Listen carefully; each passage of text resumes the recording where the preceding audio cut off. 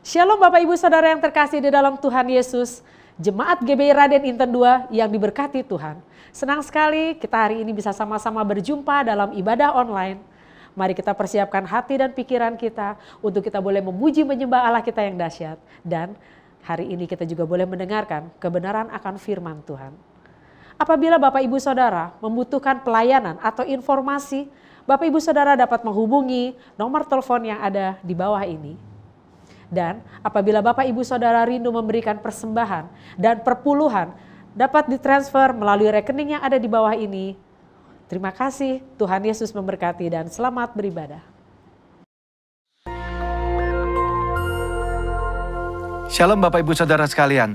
Hari ini kita akan membahas tentang ibadah online dan ibadah offline. Pandemi COVID-19 yang terjadi di tahun 2020 telah membawa begitu banyak perubahan dalam kehidupan kita semua. Cara kita belajar berubah, cara kita bekerja sekarang juga harus berubah. Begitu juga dengan cara kita hidup, semuanya telah berubah. Termasuk bagaimana cara gereja menjalankan ibadahnya hari-hari ini. Gereja berpindah dari ibadah offline menjadi ibadah online untuk menyikapi situasi yang sedang berkembang. Pertanyaannya, apakah ibadah online itu sesuai dengan firman Tuhan atau tidak? Untuk itu, mari kita belajar tentang apa itu gereja. Dalam Matius 16 ayat yang ke-18, firman Tuhan berkata, "Dan aku berkata kepadamu, engkau adalah Petrus, dan di atas batu karang ini, aku akan mendirikan jemaatku, dan alam maut tidak akan menguasainya." Kata jemaat di sini diambil dari bahasa asli yaitu eklesia. Ek artinya keluar, dan kalein artinya memanggil. Eklesia, Tuhan memanggil umatnya dari dalam dunia untuk masuk ke dalam kerajaan Allah. Dari pengertian ini, kita bisa mendapati pemahaman bahwa gereja itu bukan bicara soal gedung, tempat, organisasi, dan lain sebagainya. Tapi, gereja berbicara tentang orang-orang yang ada di dalamnya. Gereja adalah perkumpulan orang-orang kudus yang menerima keselamatan lewat pengorbanan Yesus di kayu salib, yang percaya bahwa Yesus adalah Tuhan, penuh dengan Roh Kudus, dan hidupnya sesuai dengan firman Tuhan. Itulah gereja yang sesungguhnya. Dan kita adalah gereja. Ya, Anda adalah gereja. Kitalah semua gereja yang sesungguhnya. Sekarang bagaimana dengan ibadah online? Apakah ibadah online itu Tuhan berkenan atasnya? Apakah Tuhan menyertai ibadah online? Apakah ibadah online adalah sesuatu yang sah dan benar untuk kita lakukan? Jawabannya tentu saja iya. Tuhan pasti menyertai ibadah online. Tuhan hadir di dalam ibadah online. Dan ibadah online adalah ibadah yang sah dan boleh kita lakukan. Apa dasarnya? Ingat, gereja bukan bicara soal gedung, tempat, dan organisasi. Tapi gereja berbicara tentang orang-orang yang ada di dalamnya. Bagi sebagian orang, mereka merasa bahwa beribadah online rasanya berbeda dengan pada waktu ibadah offline. Tentu saja Bapak Ibu Saudara, berkumpul bersama dengan 100 orang, rasanya pasti berbeda dengan berkumpul bersama 2 atau 3 orang seperti yang sedang kita lakukan sekarang. Tapi ingat, jangan pakai perasaan. Datang kepada Tuhan, pakai iman, jangan pakai perasaan. Yohanes 4 ayat 23-24 firman Tuhan berkata seperti ini. Tetapi saatnya akan datang dan sudah tiba sekarang, bahwa penyembah-penyembah benar akan menyembah Bapa dalam roh dan kebenaran, sebab Bapa menghendaki penyembah-penyembah demikian. Allah itu roh, dan barang siapa menyembah Dia harus menyembahnya dalam roh dan kebenaran. Dikatakan bahwa kita itu menyembah Tuhan yang adalah roh. Roh itu tidak bisa dibatasi oleh ruang dan waktu. Artinya, ibadah kita juga seharusnya tidak dibatasi oleh ruang dan waktu. Kenapa? Karena Tuhan bisa datang kapanpun, dimanapun, dan dengan cara apapun. Tuhan adalah pribadi yang tidak bisa dibatasi oleh ruang, waktu, dan tempat. Begitu juga seharusnya dengan ibadah-ibadah kita. Apakah masih ingat peristiwa pencurahan Roh Kudus di zaman para rasul? Mereka tidak punya gedung yang bagus, mereka tidak berkumpul di tempat yang mewah, mereka tidak punya peralatan sound system seperti yang kita miliki sekarang. Tetapi lihat apa yang terjadi pada waktu mereka berkumpul bersama-sama sebagai sebuah gereja, unity di sana. Tuhan melepaskan, mencurahkan rohnya atas mereka semua. Yang paling penting adalah esensinya. Bukan caranya. Ibadah secara online adalah cara untuk kita melakukan sesuatu dalam menyikapi situasi yang ada hari-hari ini. Tetapi yang tidak boleh berubah adalah esensi daripada ibadah itu sendiri. Apa esensi dari sebuah ibadah? Tuhanlah yang menjadi pusat dari semua yang kita lakukan pada waktu ibadah itu berlangsung. Cara bisa berubah, cara hari ini bisa berbeda dengan cara tahun yang akan datang. Tetapi esensi dalam sebuah ibadah tidak pernah boleh berubah. Selain daripada itu, apakah kita sadar bahwa lewat ibadah online, firman Tuhan itu tersebar lebih jauh dan lebih luas daripada yang pernah kita bayangkan sebelumnya. Dengan kata lain, ibadah secara online ini mempercepat penyebaran Injil, seperti yang diperintahkan dalam amanat agung. Sekarang kita akan membahas bagian terakhir. Apakah setelah pandemi ini berakhir, kita tidak perlu lagi datang ke gereja atau mengikuti ibadah offline seperti sebelumnya? Tentu saja tidak, Bapak Ibu Saudara sekalian. Ada 3 alasan kenapa kita tetap harus datang ke gereja berkumpul bersama-sama seperti yang kita lakukan di masa sebelumnya. Alasan yang pertama, 1, adalah atmosfer atau suasana ibadah. Yang kedua, tentang impartasi dan pengurapan kuasa Roh Kudus yang biasa dilakukan lewat penumpangan tangan.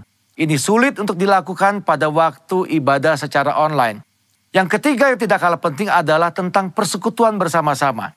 Ingat, gereja adalah perkumpulan orang-orang percaya. Disebut kumpulan karena memang jumlahnya lebih dari 1. Dan di dalam perkumpulan ini ada rasa saling di dalamnya. Saling sayang, saling mengasihi, saling menegur, saling membangun, saling menyapa, saling mendoakan, saling menguatkan. Nah, hal-hal seperti ini tentu sulit untuk dilakukan di dalam ibadah secara online. Pada dasarnya kita adalah makhluk sosial. Tuhan menciptakan kita tidak untuk sendirian. Kita perlu untuk bertemu, berinteraksi satu sama lain kepada saudara-saudara seiman kita. Apakah Bapak Ibu Saudara tidak kangen untuk kembali beribadah bersama-sama dengan teman-teman kita sebelumnya? Kembali saling sapa, saling tegur, bertemu dengan gembala kita sendiri. Ayo jangan tinggalkan ibadahmu hari-hari ini.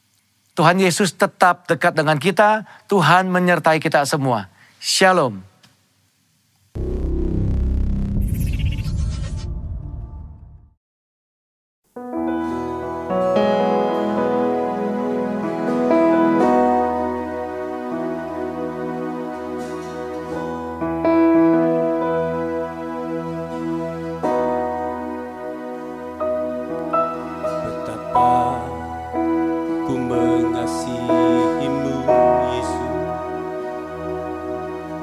Hanyakah satu-satunya Allahku, padamu ku menaruh semua pengharapanku.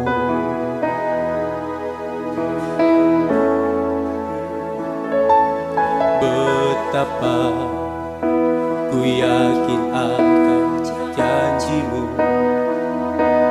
firman-Mu bekerja dalam jiwaku. Ku hanya akan menyembah-Mu sepanjang hidupku. Di saat ku menyembah-Mu, kuasa-Mu bekerja, hatiku dipulihkan, tubuhku disembuhkan, biar hadirat-Mu terus bersamaku. Ku tahu Engkau di saat ku menyembah, di saat ku menyembah-Mu, kuasa-Mu bekerja, hatiku dipulihkan, tubuhku disembuhkan, biar hadirat-Mu terus bersamaku. Ku tahu Engkau telah menyembuhkanku. Mari bersama kami. Betapa ku mengasihi-Mu, Yesus. Hanyakah satu-satunya Allahku, padamu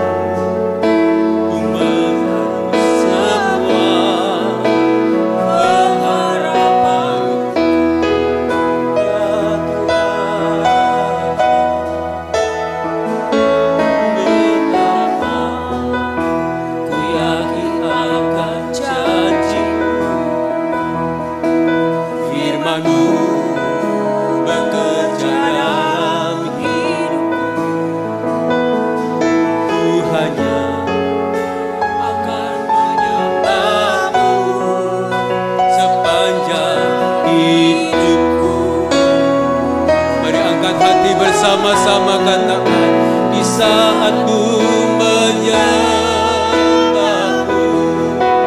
kuasa-Mu bekerja, hatiku dipulihkan, tubuhku disembuhkan, biar hadirat-Mu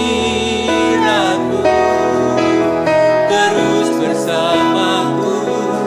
Ku tahu Engkau tak menyembuhkan. Oh, di saat ku menyembahmu, kuasa-Mu bekerja, hatiku dipulihkan, tubuhku disembuhkan, biar hadirat-Mu terus bersamaku. Ku tahu Engkau menyembuhkan. Oh, mari sembah Tuhan, ya Ralama.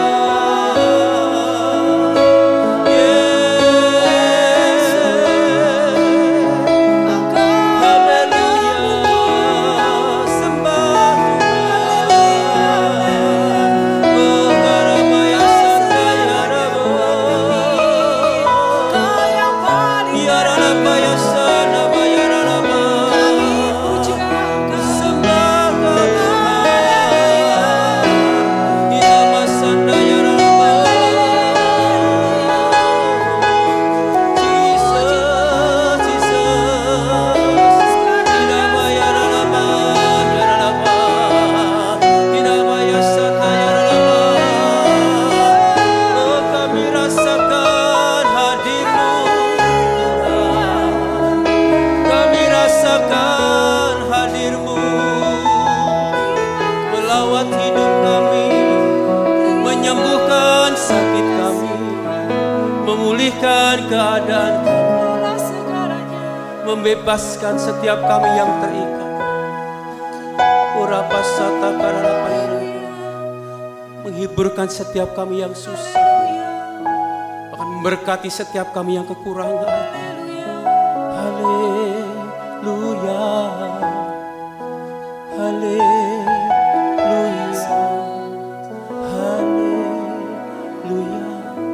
Engkaulah segalanya bagi kami, Tuhan Yesus.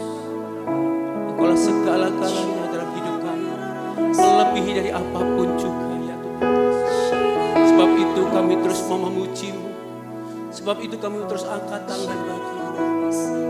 Ya Allahku, dalam nama Yesus, terima kasih. Mari angkat suaramu bersama. Kaulah segalanya. Dengan iman saudara, dalam hidupku, kerajaan-Mu, kebenaran-Mu, itu bagianku. Mari pandang Dia, saudara. Kaulah ku pandang selama hidupku, mengasihi-Mu,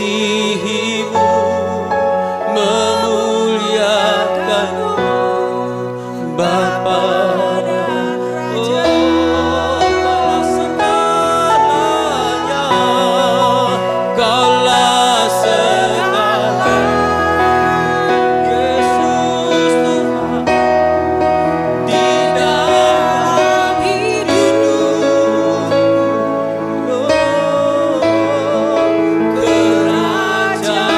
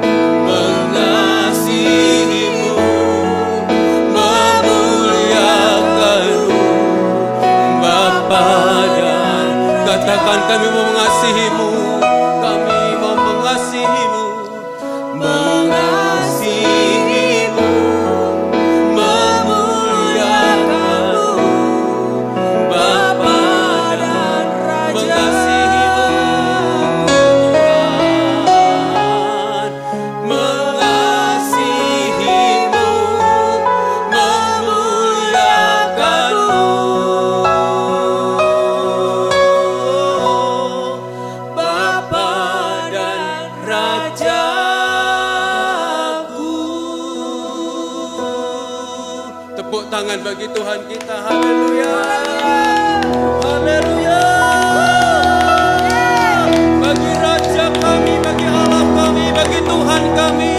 Kami mau bersorak-sorai. Kami mau memuji bersorak bagi Tuhan. Sebab Tuhan hadir di rumah-rumah kami. Tuhan hadir di tengah kami. Memberkati dan menyediakan mujizat yang luar biasa bagi setiap hidup kami. Mari Bapak Ibu kita bangkit bersama-sama.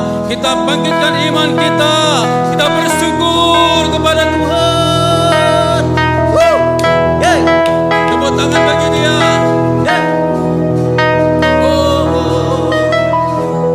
Ku mau selalu bersyukur sebab cintamu padaku takkan pernah berubah. Hatiku percaya walau bumi bergoncang, gunung-gunung beranjak, mari sekali katakan ku mau selalu bersyukur sebab cintamu takkan pernah hatiku percaya walau bumi bergoncang, gunung-gunung beranjak, namun kasih setiamu tak pergi dariku. Yesus Tuhan. Tepuk tangan di rumah kita masing-masing, saudara. Tuhanlah kekuatan dan mazmur, ya Tuhan, ya gunung batu dan keselamatanku. Katakan hanya padamu.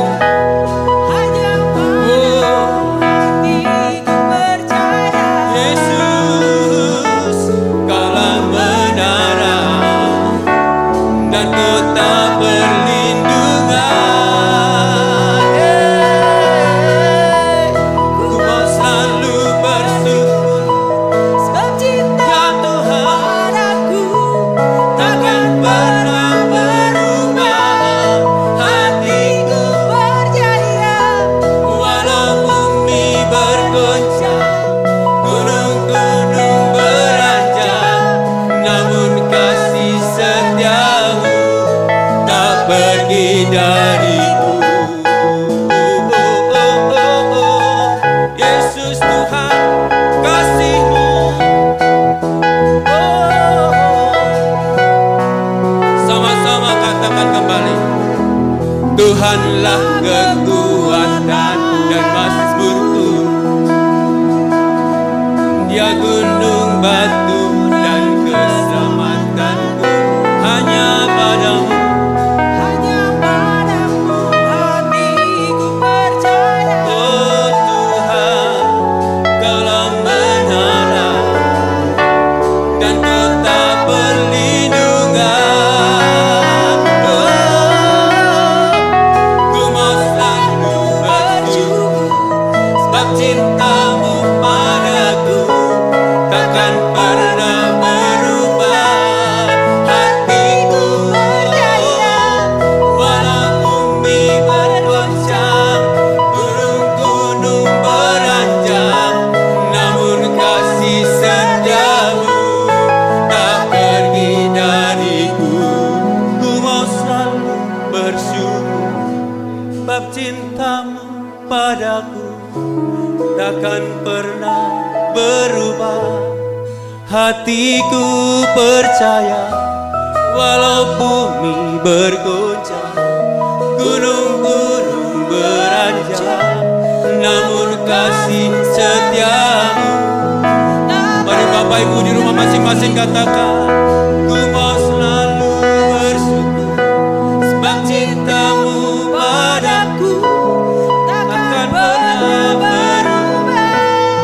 Hatiku percaya walau bumi bergoncang, gunung-gunung beranjak, namun kasih setiamu tak pergi dariku.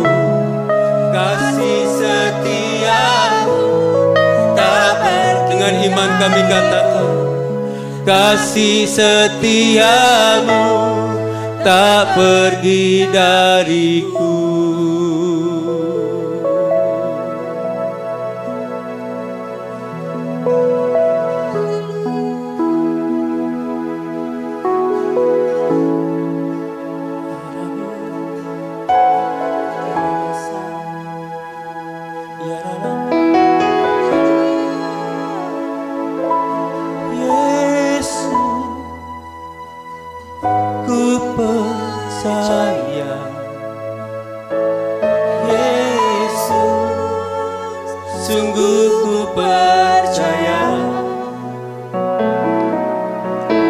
Rencanamu yang ajaib terjadi di dalamku, Yesus.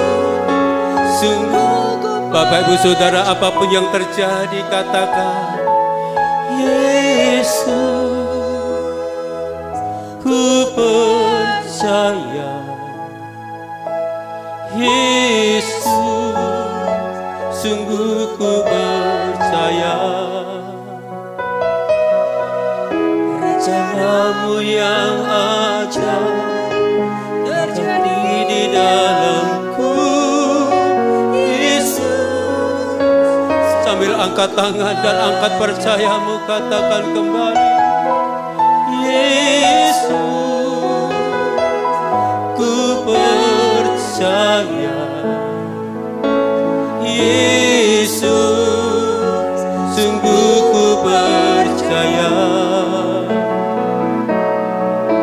Rencanamu yang ajaib terjadi di dalamku, Yesus, sungguh ku percaya. mari sembah Tuhan, mari datang pada Tuhan.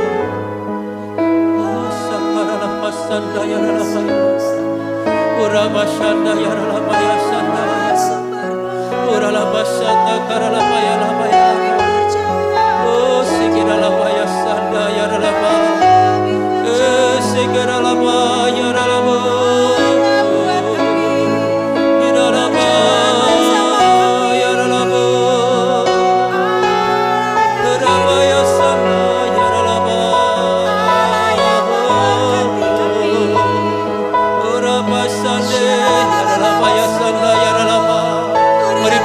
Manusia roh kita, saudara.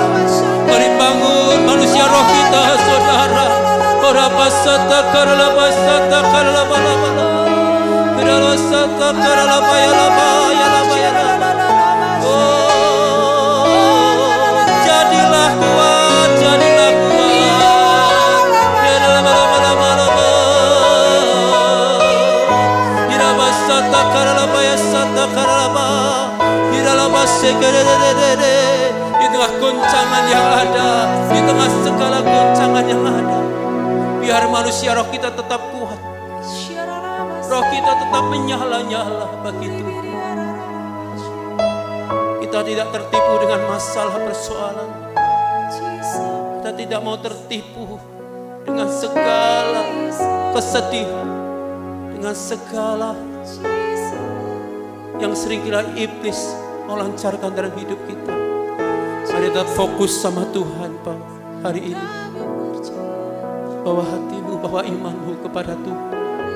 Sesuatu yang baru pasti terjadi, mujizat pasti terjadi.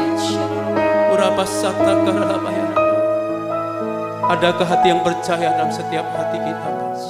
Ada hidup yang percaya. Mari perkatakan kepada Tuhan, Yesus, ku percaya.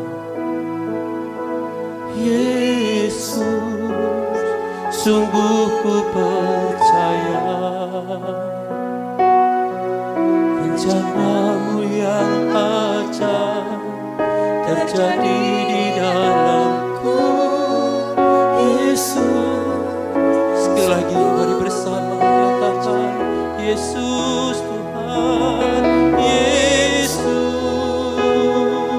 ku percaya. Yesus, sungguh ku percaya.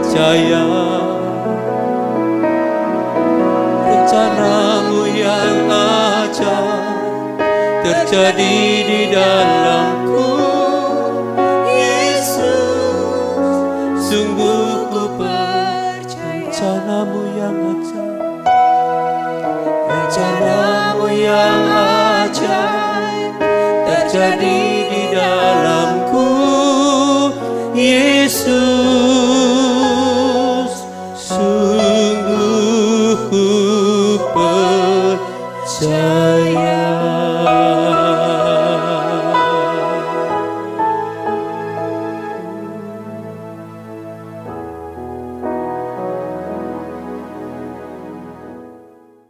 Salam saudara yang dikasihi Tuhan, senang sekali hari ini saya berjumpa dengan Anda semua, jemaat GBI Raden Inten II yang dikasihi Tuhan dalam ibadah online hari ini. Bagaimana kabar saudara?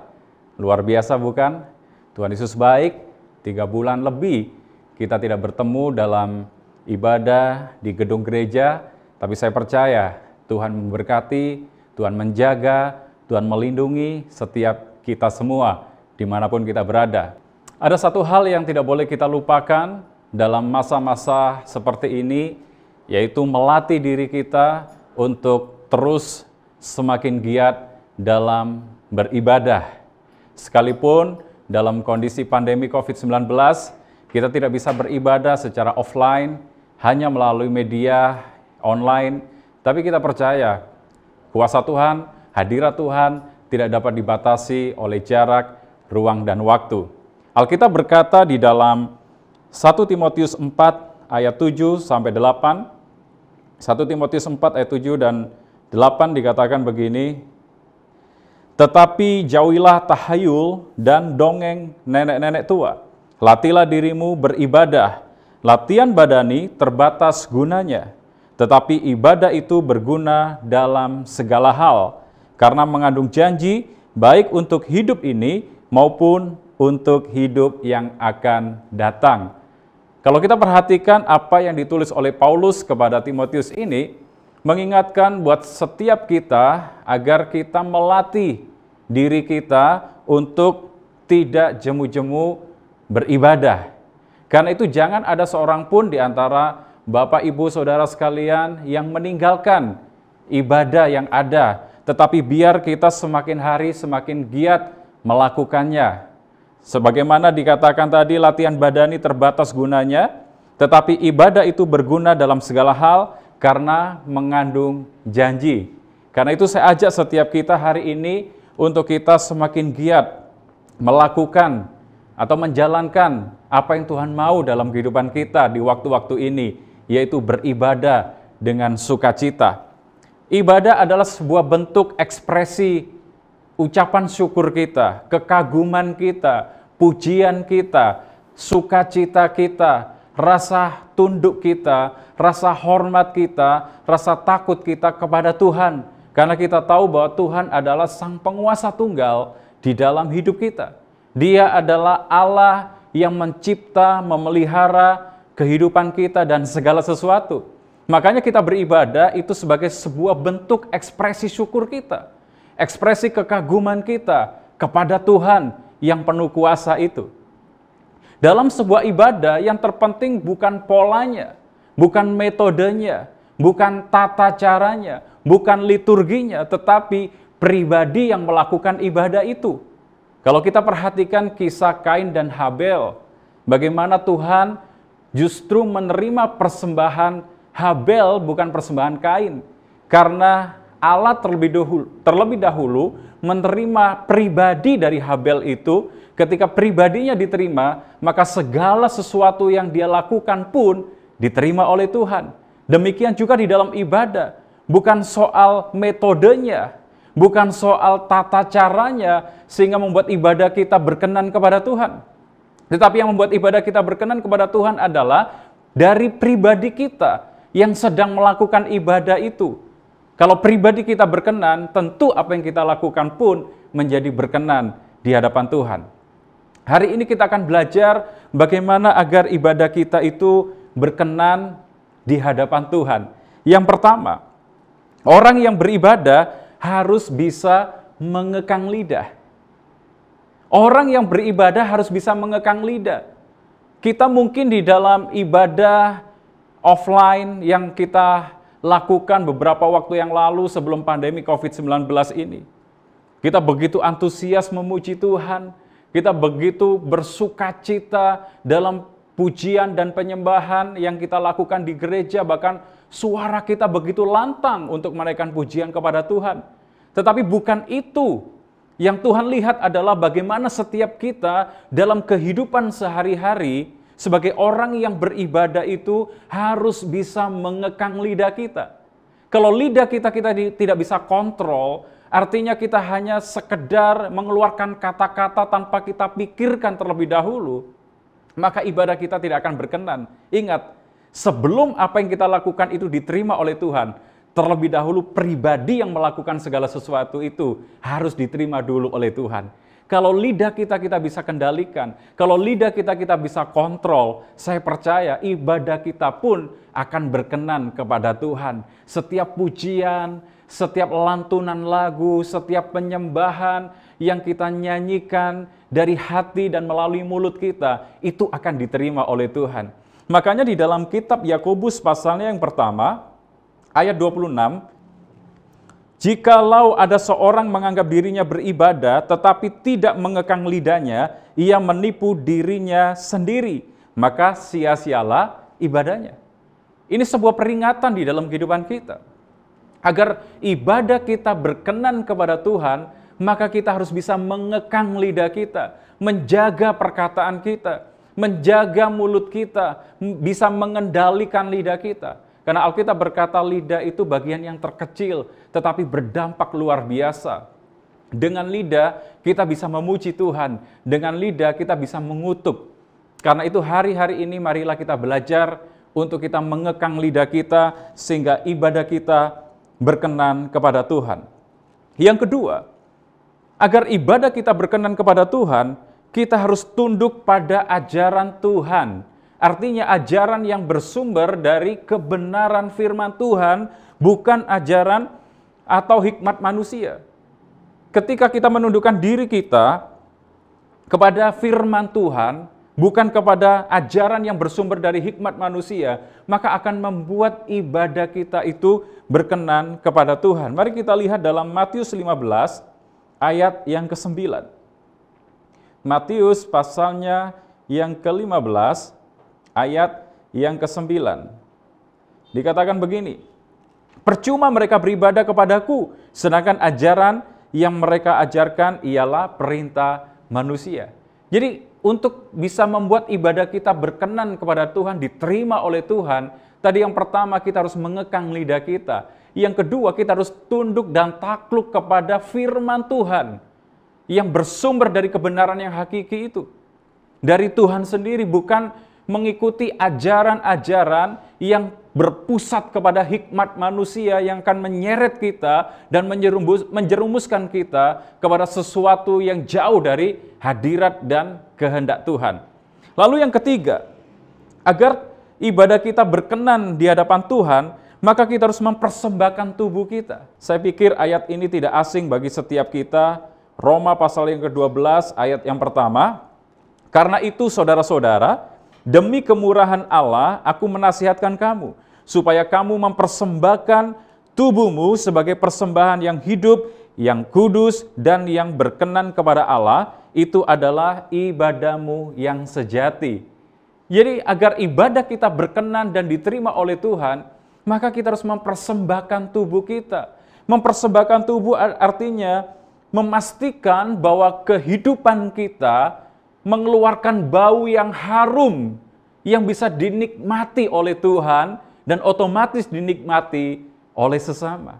Tetapi sayang sekali begitu banyak orang-orang yang katanya rajin beribadah, tetapi hidupnya tidak mengeluarkan aroma keharuman yang bisa dinikmati oleh Tuhan itu. Karena itu mari kita belajar agar kita mempersembahkan kehidupan kita di hadapan Tuhan sebagai persembahan yang hidup, yang terbaik di hadapan Tuhan, sehingga hidup kita itu dinikmati oleh Tuhan. Nah, apa yang disebut dengan persembahan yang terbaik atau mempersembahkan tubuh itu? Artinya kita menjaga kemurnian hidup kita. Jangan kita mencemarkan diri kita dengan sesuatu yang najis. jaga kemurnian hidup, jaga kesucian hidup kita, tidak menyesuaikan diri dengan nilai-nilai dunia, memisahkan diri dari pengaruh-pengaruh duniawi ini. Dan yang terpenting adalah, kalau bicara tentang persembahan, kita lihat konsep persembahan di dalam perjanjian lama. Seseorang yang mempersembahkan sesuatu, bicara korban persembahan yaitu binatang, pasti yang dipersembahkan itu adalah binatang yang disembelih, yang dibunuh terlebih dahulu. Artinya ketika Tuhan mau kita mempersembahkan tubuh kita, harus ada sesuatu yang kita matikan di dalam diri kita, yang tidak berkenan kepada Tuhan.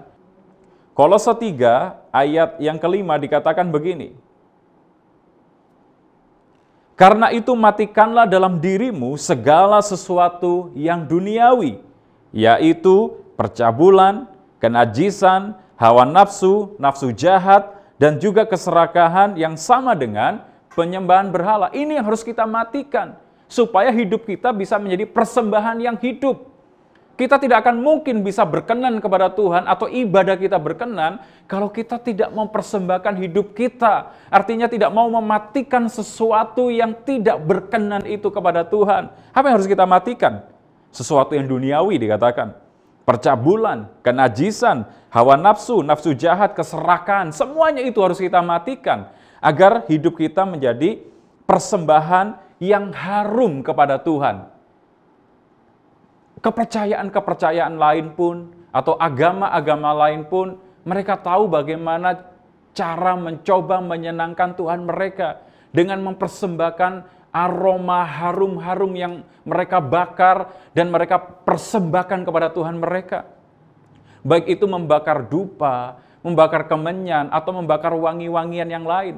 Kita tidak perlu melakukan semuanya itu. Cukup kita bawa hidup kita, kita jaga kemurnian hidup kita pisahkan hidup kita dari hal-hal yang duniawi, kita matikan di dalam diri kita yang tidak berkenan kepada Tuhan itu.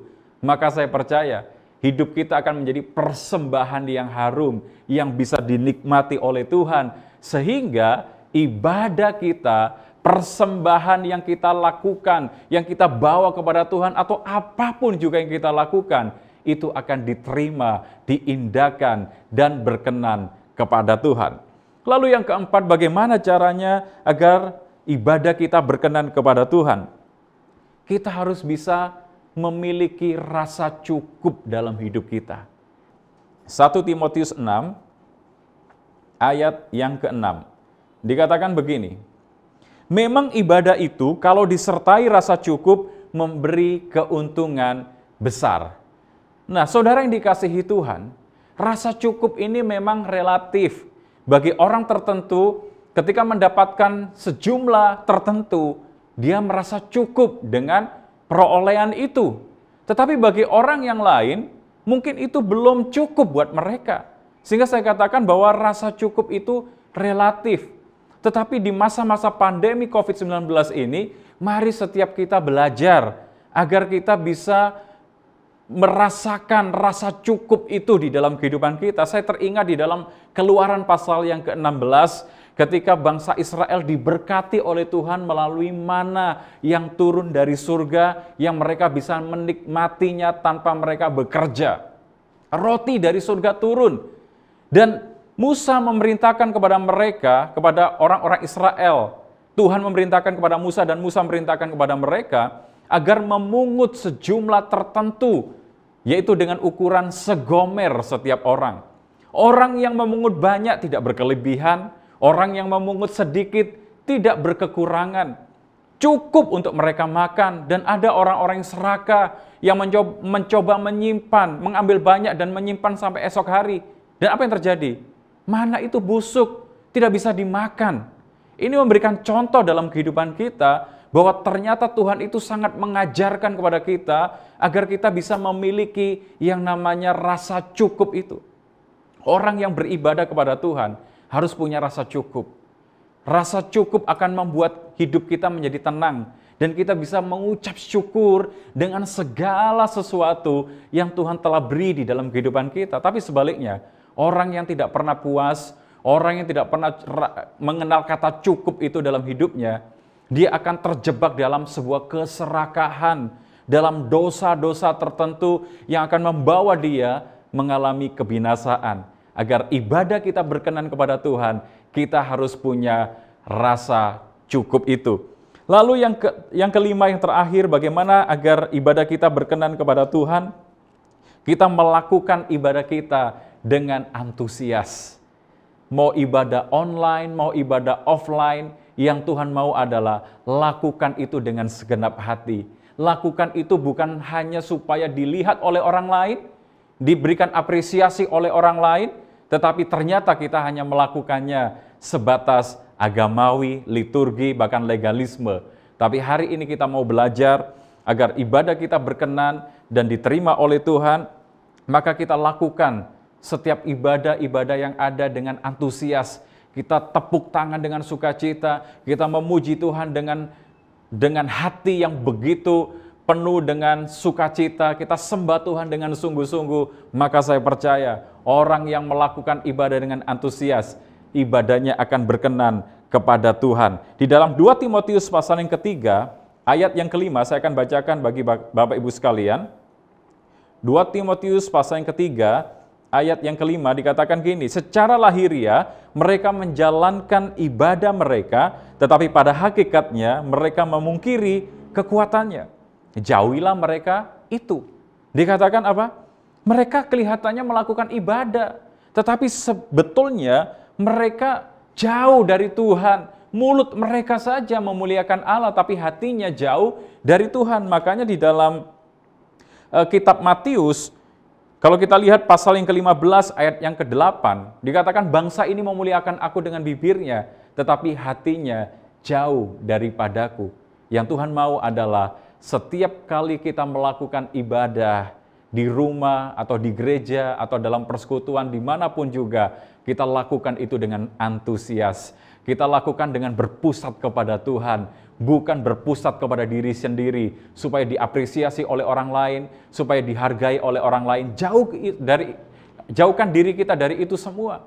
Biar hari ini kita mau belajar agar ibadah kita diterima oleh Tuhan dan berkenan kepada Tuhan. Yang pertama, kita harus mengekang lidah kita. Orang yang beribadah harus bisa mengekang lidahnya. Yang kedua, orang yang beribadah harus tunduk kepada ajaran yang bersumber dari firman Tuhan, bukan ajaran manusia yang berpusat kepada hikmat manusia. Yang ketiga, mempersembahkan tubuh kita, memastikan bahwa melalui hidup kita ada sebuah keharuman yang dinikmati oleh Tuhan dan akhirnya pun dinikmati oleh sesama. Dan yang keempat, memiliki rasa cukup. Walaupun rasa cukup itu relatif bagi banyak orang, tetapi Tuhan ajarkan kita, cukupkanlah dirimu dengan apa yang ada padamu. Rasa cukup akan membuat kita bersyukur, rasa cukup akan membuat kita menghargai setiap berkat yang Tuhan berikan atas hidup kita. Dan yang kelima, lakukan setiap ibadah kita dengan antusias.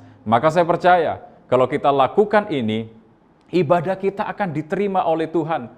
Sekali lagi, mau kita ibadah offline atau online, kalau kita lakukan segala sesuatu untuk Tuhan atau berpusat kepada Tuhan, maka tidak ada yang sia-sia.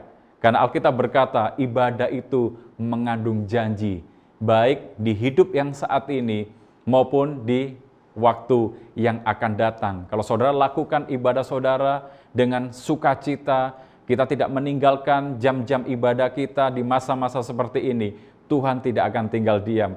Tuhan akan jagai kita, Tuhan akan lindungi kita, Tuhan akan berkati kita, dan Tuhan akan limpahi kita dengan segala hal yang baik. Doa saya buat setiap kita di tempat di mana Bapak Ibu beribadah secara online hari ini. Mari bersama-sama dahulukan Tuhan, nomor satukan Tuhan. Saya tahu kita semua punya kesibukan, kita semua punya agenda masing-masing, tetapi Tuhan harus menjadi nomor satu di hidup kita. Kita lakukan apa yang menjadi bagian kita, beribadah. Baru setelah itu boleh saudara melakukan apapun.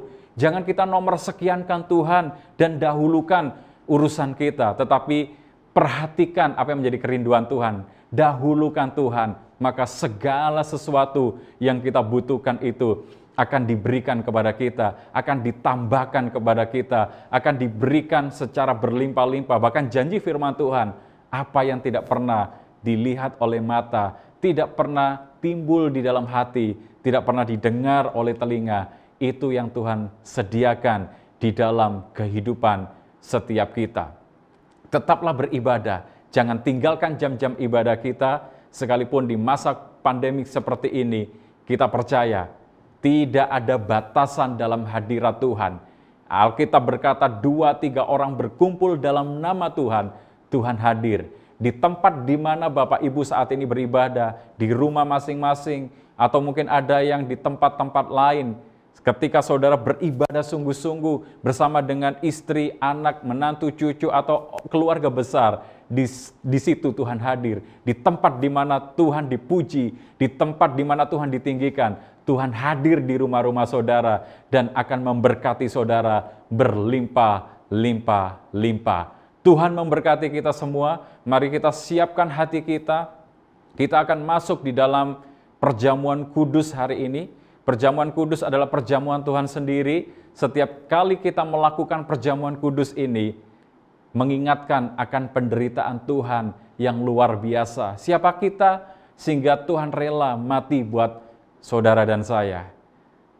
Ada roti yang saudara sudah siapkan, ada anggur atau minuman pengganti yang lain, teh atau sirup atau apapun yang saudara saat ini sudah persiapkan. Mari kita datang kepada Tuhan. Sebelum itu setiap kita lihat masing-masing diri kita. Kalau ada dosa, kalau ada kesalahan, mari kita datang kepada Tuhan. Sejenak, mari kita lihat hidup kita tundukkan kepala, dan kita minta ampun kepada Tuhan hari ini. Ini hidup kami ya Tuhan. Ampuni kami kalau ada salah. Ampuni kami kalau ada sesuatu yang keliru yang kami lakukan selama ini ya Tuhan. Biar darah Yesus menguduskan setiap kami. Darah Yesus menyucikan setiap kami Tuhan. Kuduskan pikiran kami. Kuduskan hati kami. Kuduskan apa yang kami lakukan yang tidak benar di hadapan-Mu Tuhan. Biar saat ini darah anak domba membasuh kehidupan kami. Terima kasih Tuhan. Bahkan kuduskan roti dan anggur. Kuduskan biskuit bahkan atau minuman yang lain yang sudah kami persiapkan. Kami mau bersekutu dengan tubuh dan darah-Mu saat ini ya Tuhan. Terima kasih Bapa, dalam nama Yesus. Mari kita angkat roti kita di tangan kanan kita tinggi-tinggi Bapak Ibu. Sebab apa yang telah kuteruskan kepadamu, telah aku terima dari Tuhan, yaitu bahwa Tuhan Yesus pada malam waktu ia diserahkan mengambil roti. Mari kita angkat roti kita. Dan sesudah itu ia mengucap syukur atasnya, ia memecah-mecahkannya dan berkata, inilah tubuhku yang diserahkan bagi kamu, perbuatlah ini menjadi peringatan akan aku. Bukankah roti yang atasnya kita pecah-pecahkan adalah persekutuan dengan tubuh Kristus? Katakan amin. Mari bersama-sama kita makan dengan iman dalam nama Yesus.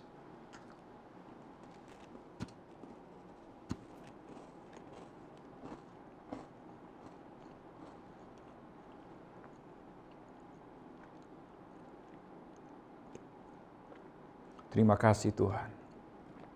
Terima kasih Bapa. Mari kita angkat cawan anggur kita di tangan kanan kita tinggi-tinggi.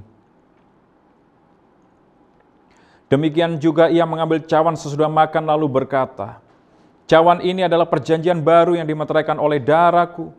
Perbuatlah setiap kali kamu meminumnya menjadi peringatan akan aku. Bukankah cawan anggur yang atasnya kita mengucap syukur adalah benar-benar persekutuan dengan darah Yesus? Katakan amin. Mari kita minum dengan iman dalam nama Yesus.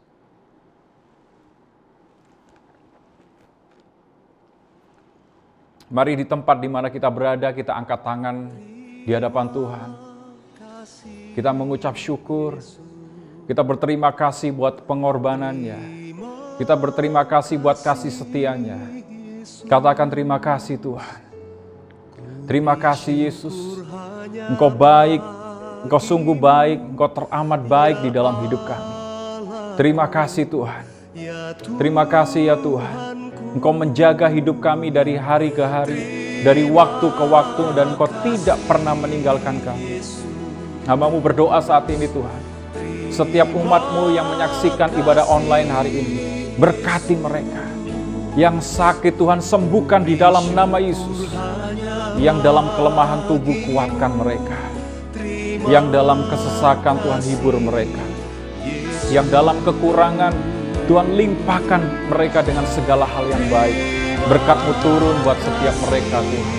Berkati para suami, berkati istri, berkati anak-anak, berkati orang-orang tua.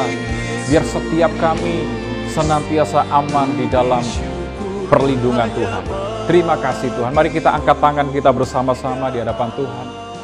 Saudara-saudara yang dikasihi Tuhan, terimalah berkat anugerah, damai sejahtera dan sukacita yang berlimpah-limpah dari Bapa di surga melalui Putranya yang tunggal, Yesus Kristus, dan persekutuan yang manis dengan Roh Kudus memberkati kita sekarang sampai selama-lamanya. Dalam nama Yesus kita terima berkat ini. Haleluya. Amin. Tuhan memberkati kita semua.